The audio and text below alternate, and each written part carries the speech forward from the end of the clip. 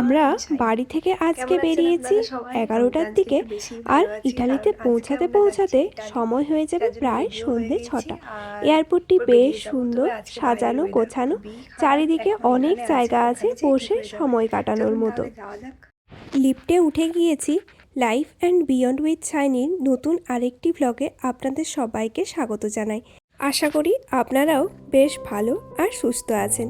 আমি শাইনি, আপনাদের সবাইকে স্বাগত জানিয়ে আজকের এই নতুন ভিডিওটি শুরু করছি। লিফটে করে 20 তলা থেকে নিচে নেমে গিয়ে হঠাৎ মনে পড়ে, বাবা, আমি তো ট্রাইপডটাই নিতে ভুলে গেছি। আমি নিচে চলে গিয়েছিলাম, ঠিক আছে, তারপরে আবার দেখি যে ট্রাইপডটা আনতে ভুলে গেছি। এরপর ট্রাইপড ছাড়া কি যাওয়া ঠিক হবে? এতদিনের একটা ট্রিপ, তাই আবার ছুটলাম ওপরে ট্রাইপড আনার জন্য। বাইরে আজকে ঠান্ডা খুব একটা বেশি নেই, তবে এইখানে ঠান্ডা আছে। আমরা ইটালিতে যাচ্ছি, ওখানে একদমই ঠান্ডা থাকবে না, উল্টে গরম। আর এইবারে আমার ব্যাগটা খুবই ছোট আছে, তার কারণ হচ্ছে যে আমাদের ব্যাগের অ্যালাউন্স কম আছে, তাই আমি কম জিনিস নিয়ে নিজেকে ম্যানেজ করতে পেরেছি। ট্রাইপড নিয়ে চলে এসেছি, দৌড়ে দৌড়ে এলাম, লিফটের সুইচটা দাবিয়ে দিয়েছি। ওইদিকে 14-এ আসছে লিফট, আমরা থাকি 28th ফ্লোরে, যেতে হবে 0-তে। আবার অপেক্ষা করছে, দেখা যাক যাই। যেদিন বাড়ি থেকে বাইরে কোথাও ঘুরতে যাওয়ার থাকে সেদিন তো প্রচুর কাজ থাকে, তার মধ্যে আরেকটি কাজও লিস্টে যোগ হয়, সেটি হলো ডাস্টবিন ক্লিয়ার করা। তো নিচে ও ওখানে ডাস্টবিন ফেলার জন্যে গিয়েছিল, আর আমি একা একা গিয়েই এই ট্রাইপডটা নিয়ে এলাম। অনেক বড় লম্বা সফর, গন্তব্য হলো আমাদের ইটালির রোম। আজকে আমাদের প্ল্যান হলো প্রথমে নেদারল্যান্ডস থেকে যাব বেলজিয়াম ট্রেনে করে, তারপর বেলজিয়াম থেকে আমাদের ফ্লাইট আছে সোজা ইতালির রোমের উদ্দেশ্যে। তো চলুন যাত্রা শুরু করা যাক। হ্যালো, আমরা এখন ব্রাসেলস এয়ারপোর্টে পৌঁছে গেছি। ফ্লাইট ধরবো, তারপরে যাব ইটালি।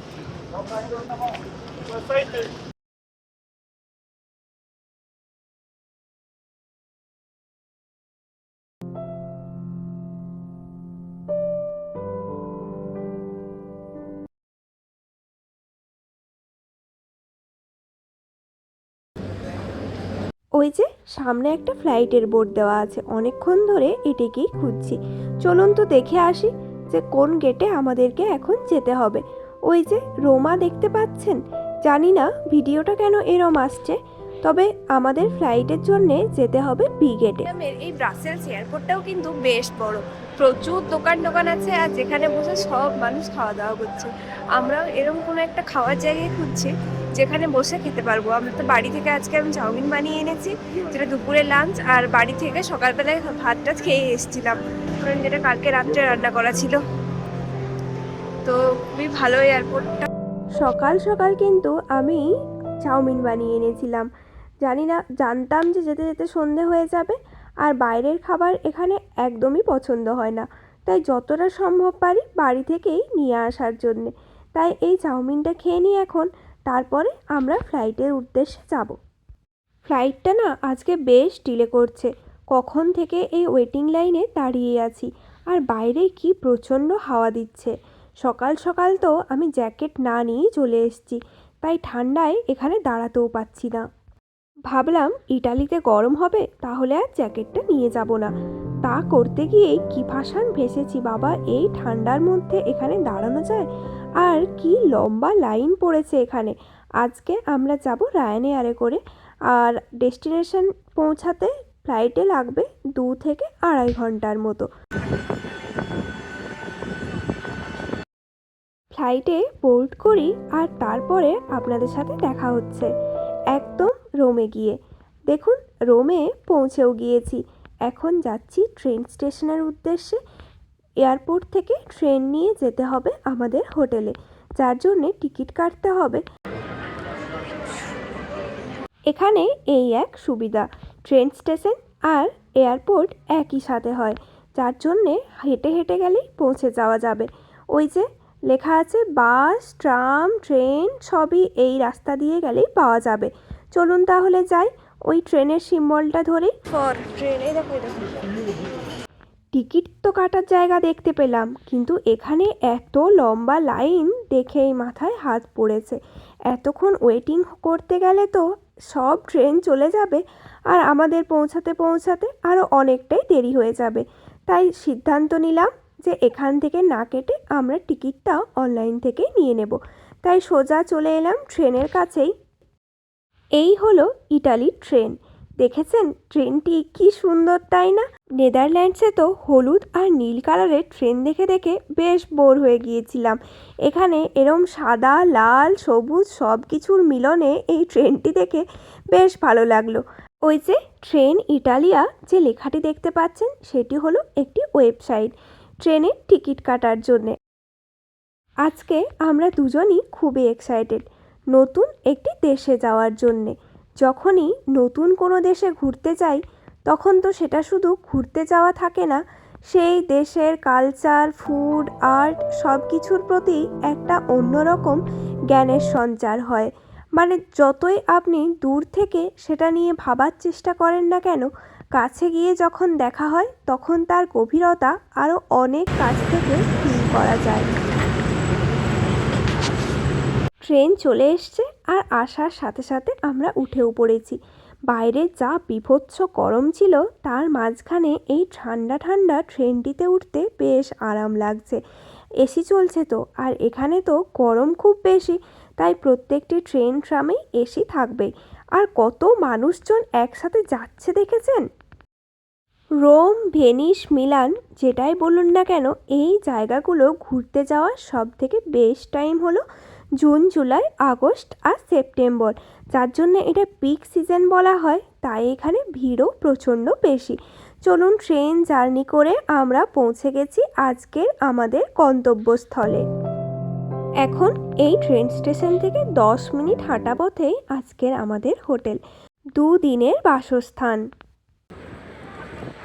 আজকের ওয়েদারটা এখন বেশ ভালো হয়ে গিয়েছে, বেশ ঠান্ডা ঠান্ডা হাওয়া দিচ্ছে।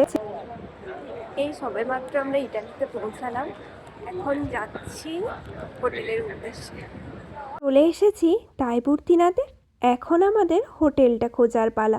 তবে হোটেল খোঁজার আগে চাবিটা কিভাবে নেব, সেটাই একটা বড় চ্যালেঞ্জ। এখানকার বেশিরভাগ হোটেলেই রিসেপশনিস্ট থাকে না, তাই তার সাথে ডাইরেক্ট দেখা করাও যায় না। তবে চাবিটা তো কোথার থেকে নিতে হবে, আমরা যে বিল্ডিংয়ে থাকবো তার সাথেই যোগাযোগ করার চেষ্টা করছি এখন। আর রাস্তায় দেখতে পেলাম গাছ ভর্তি লেবু ধরে আছে। এরম দৃশ্য তো এর আগে কখনো দেখিনি, তাই দেখে বেশ অবাকই হলাম। আমাদের ওইদিকে যেমন পেয়ারা ধরে থাকে, ঠিক সেরম এখানে লাইন ধরে লেবুর গাছ, আর প্রত্যেকটাই লেবু যেন একদম ঝুঁকে পড়ছে। অনেক কষ্টে হোটেলের পথ খুঁজে পেয়েছি হয়তো, যদিও দিনের আলো দেখে বোঝা যাচ্ছে না। তবে এখন কিন্তু ঘড়িতে প্রায় রাত্রি 8টা বাজতে চলল।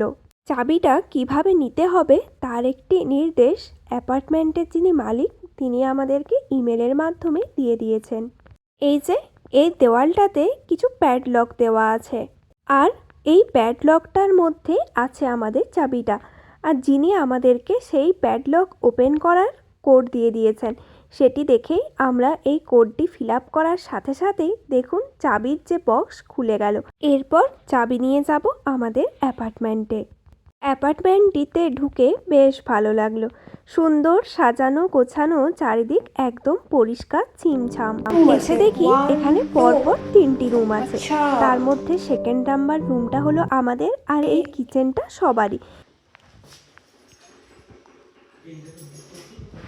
যার মধ্যে fridge, micro oven, electric kettle সবই দেওয়া আছে। তো এইটা আমাদের এখানের মধ্যে।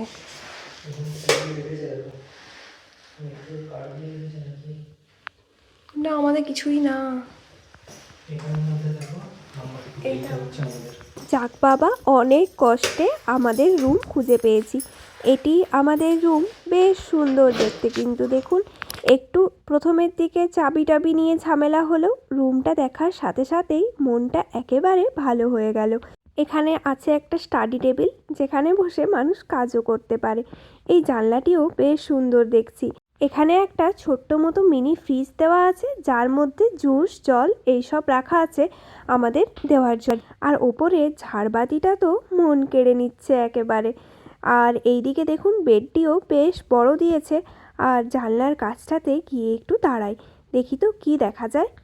তার আগে চোখে পড়লো আলমারিটাতে সেফটি বক্স আছে কিনা দেখে রাখি, যদি প্রয়োজনীয় কিছু রাখার থাকে তখন রাখা যাবে। ওই যে জানলার সামনে থেকে পর্দাটা সরানোর সাথে সাথেই পুরো এথেন্সের ভিউ পাওয়া না গেলেও এখানকার কিছু বাড়িঘর দেখে বেশ ভালোই লাগছে সামনাসামনি। আসলে জানলাটা একটু ভেতরের দিকে বলে বাইরের সেরম কিছু দেখা যাচ্ছে না, তবে সুন্দর একটি ঘরের দৃশ্য চোখে পড়ছে। এরপর চলুন তাহলে ফ্রেশ হয়ে যাই, তারপরে আবার সন্ধেবেলায় বেরোতে হবে। বেরোনোর আজকে সেরম কোনো বিশেষ প্ল্যান নেই, তবে রাতের খাবার খেয়ে ঘরে কিছু জল কিনে ফিরে আসব। রাত্রি 10টার মধ্যে ঘুমিয়ে যাব, কালকে সকাল সকাল উঠে যাব ভ্যাটিকান সিটিতে। এখানে দেখলাম লাইন দিয়ে প্রচুর জলের বোতল রাখা আছে, এখান থেকে একটি ন্যাচারাল জলের বোতল নিয়ে নেব, নাহলে এখানে তো বেশিরভাগই স্পার্কলিং ওয়াটার হয়, আর যেগুলো আমরা ঠিক খেতে পারি না। আজকের ভিডিওটা এখানেই শেষ করলাম। যদি আমার ভিডিও আপনাদের ভালো লাগে তাহলে অবশ্যই লাইক, কমেন্ট, শেয়ার এবং সাবস্ক্রাইব করবেন। Thanks for watching my video. Thank you so much. দেখা হবে পরের নতুন ভিডিও।